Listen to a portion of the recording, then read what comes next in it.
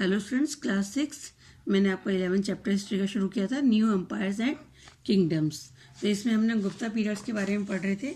आज हम पढ़ेंगे एडमिनिस्ट्रेशन अंडर गुप्तास। हमने downfall of the Gupta dynasty तक पढ़ लिया था। तो the Guptas they established a highly efficient administrative system. The king held the supremacy in administration and adopted highly impressive titles such as Chakravarti और महाराजा अधिराज। गुप्तास जो थे उन्होंने एक बड़ा एडमिनिस्ट्रेटिव सिस्टम बना रखा था। राजा सुप्रीम होता था और जो उसने उसकी जो पोजीशन थी उसकी वजह से उसने टाइटल्स लिए हुए थे चक्रवर्ती सम्राट और महाराजा धीराज, यानी कि राजाओं का राजा। The king was assisted by the princes of the council and minister. They issued instructions official on the important matters of the state. The king was all assisted by the chief justice who was known as the Mahanand Nayak in judicial matter. तो राजा जो था उसको उसके राजकुमार जो होते थे, minister होते थे, काउंसिल्स, वो उसको हेल्प करती थी और उसके जो ऑफिशियल्स होते थे वो स्टेट के मैटर्स देखते थे। राजा को एक चीफ जस्टिस जो था वो भी असिस्ट करता था, जिसको महानंद नायक कहते थे। वो जुडिशियल मैटर में राजा को मदद करता था। He empower was his empire was divided into provinces called Bhuktis. और जो प्रोविंसी प्रांतों में बांट रखा था उन प्रांतों को बोलते थे बुक्टीज। जो राजकुमार होते थे वो इन प्रांतों के वायसराय या कहलाते थे, viceroy of the provinces, and were given the title of Uparikas. उनको उपकारिकास कहा जाता था। हर एक जो प्रोविंसी होती थी उसको फिर डिस्ट्रिक्ट में बांटा जाता था और डिस्ट्रिक्ट को बोलते थे Vishaya. Head of the district was called Vishayapati. The village remain the basic unit. और सबसे छोटी यूनिट होती थी गांव। तो गांव का हेड जो होता था उसे ग्रामिका कहते थे। और गांवों में जो हेडमैन एंड विलेज एल्डर्स होते थे वो जो छोटे केस होते थे उनमें डिसाइड करते थे, फैसले लेते थे। Nagarpati was in charge of the town administration. जो शहरों का एडमिनिस्ट्रेशन होता था उसको देखता था वो, उसको बोलते थे नगरपति। एग्रीकल्चर मेन ऑक्यूपेशन था वहाँ के लोगों का, और लैंड रेवेन्यू जो था मेन सोर्स था स्टेट की इनकम का। Gupta's had a big and strong army which consist of elephant, cavalry, infantry and carrots. तो बड़ी आर्मी थी जिसमें हाथी, घोड़े और पैदल सैनिक और रथ होते थे। At the time of war the king led his army but there was a minister and called Sandhi Vigrahika who was in charge of the peace. और राजा जो होता था युद्ध के टाइम पे उसकी आर्मी को अपने लीड करता था, और जो मिनिस्टर होते थे संधि विगारिका कहते थे, वो जो है इंचार्ज होते थे पीस एंड वॉर के समय पे, and was help by a group of highly officials. A defeated ruler, जो रूलर हार जाता था उसको बोलते थे samanta. He was made the chief of an condition that he would supply soldiers to king. और उसको वापस अपने एरिया दे दिया जाता था इस कंडीशन पे कि वो अपने सैनिक राजा को उपलब्ध कराएगा जब राजा को जरूरत होगी लड़ने के लिए। When the central rule could not contain samanta they become independent. और जब सेंट्रल रूल जो है ज़्यादा नहीं रहा तो सामंता जो थे ये स्वतंत्र हो गए। अब बात करते हैं हर्षवर्धन के साम्राज्य की। Harshvardhan conquered the small kingdoms and established a powerful empire. We learn about Harsha, another significant 7th century king, and the development during his reign from two sources. Harshvardhan जो था उसको उसका जो राज्य था उसको उसने पावरफुल एम्पायर में तब्दील किया, और उसको 7th सेंचुरी का एक महान राजा कहा जाता है जिसने अपने साम्राज्य को डेवलप किया। उसके बारे में बताने वाले हमारे दो सोर्सेज हैं। एक तो उसकी बायोग्राफी है हर्षचरित, जो उसके दरबारी कवि वानभट्ट ने लिखी, और दूसरी है जो चाइनीज ट्रैवलर आया था जुआनजांग, उसने हर्ष की राजधानी के बारे में लिखा है और उसके डिटेल्स दिए हैं उस समय जो उसने वहाँ पर देखा। और साथ ही साथ उसके जो इंस्क्रिप्शन थे, हर्ष के समय के इंस्क्रिप्शन है, कॉइन्स है, वो भी उसके साम्राज्य के बारे में हमें जानकारी देते हैं। Harsha succeeded the throne of the Thaneshwar in Haryana around 606 AD. He shifted his capital from Thaneshwar to Kannauj. तो 606 AD में वो थानेश्वर में सिंहासन पर बैठा और जल्दी ही उसने अपनी कैपिटल थानेश्वर से कन्नौज शिफ्ट कर ली। Since it was easier to control the empire, he fought against the king named Shashanka. उसने शशांक जो था कन्नौज का राजा, उसके खिलाफ लड़ाई लड़ी, जिसने उसके जो बहन का हस्बैंड था, ब्रदर इन लॉ, उसको मार दिया था और उसकी बहन को जेल में डाल दिया था। तो उनके खिलाफ, शशांक के खिलाफ लड़ाई लड़ी और अपनी बहन को छुड़ाया। He compromise with Bhaskar Varman the king of the Pragjyotish. और जो ये असम जिसको का पुराना नाम था प्रयोग्य ज्योतिष, तो प्रयोगतिश जो था वहाँ के राजा से भास्कर वर्मन के साथ में उसने संधि कर ली।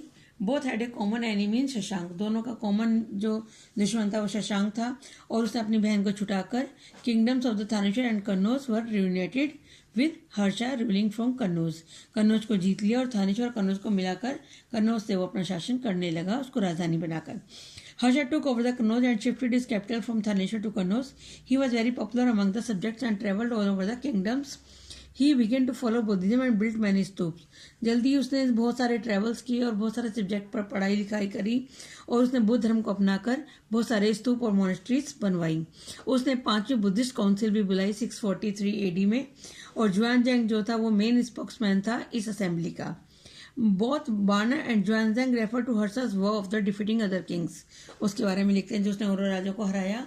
Subsequently he fought the rule of Vallabhi and Gurjas in the west and Chalukyas in the Deccan and Magad and Gauda in the east में उनको पराजित किया। He was defeated by the Chalukya king Pulakeshin second at Deccan, लेकिन उसको Pulakeshin second जो था चालुक्य राजा, उसने उसको हरा दिया। और उस समय उसने जो लर्निंग और एजुकेशन के लिए एक यूनिवर्सिटी तैयार की थी उसको बोलते हैं नालंदा यूनिवर्सिटी। वहाँ पर got royal patronage during the Harsha's period. Scholar such as Banabhatta, Subandhu और दंडिन जो थे वो वहाँ पर उसके दरबार में जो रहते थे उन्होंने भी नालंदा यूनिवर्सिटी से education Lee.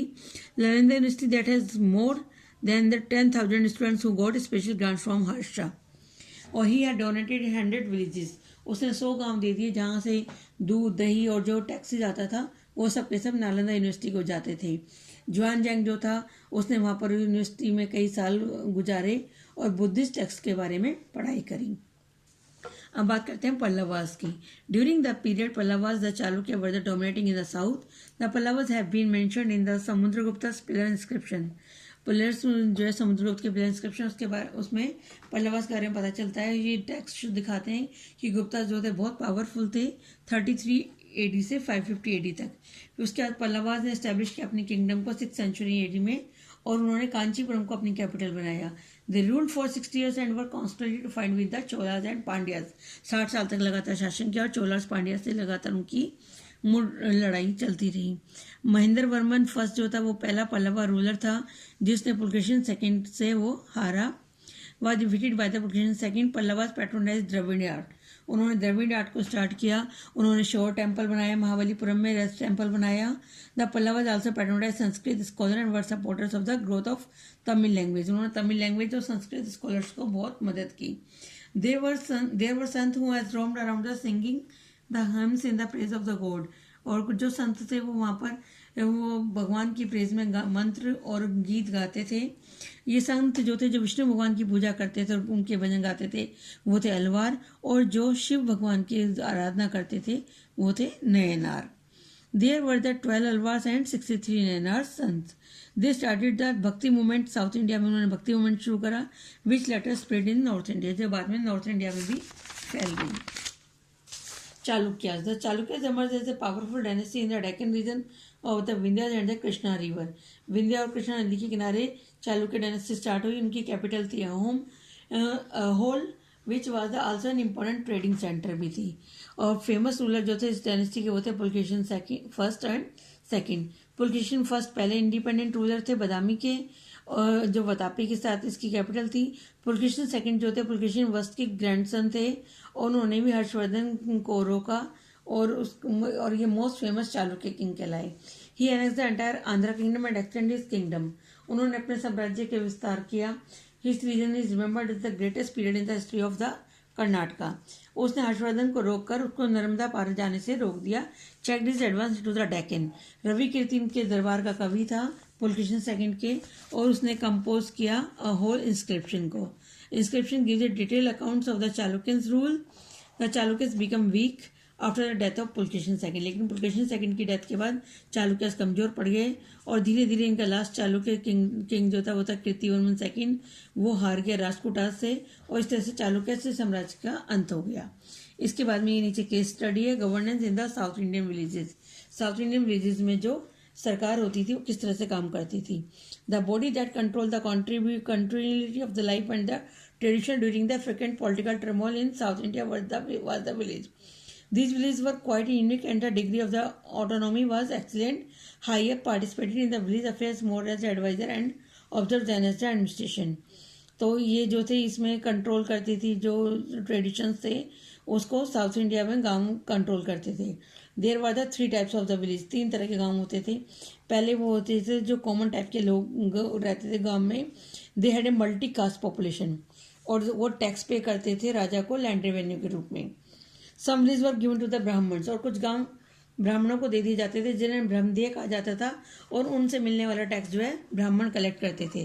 They were called the Brahmadeya और आग्रह।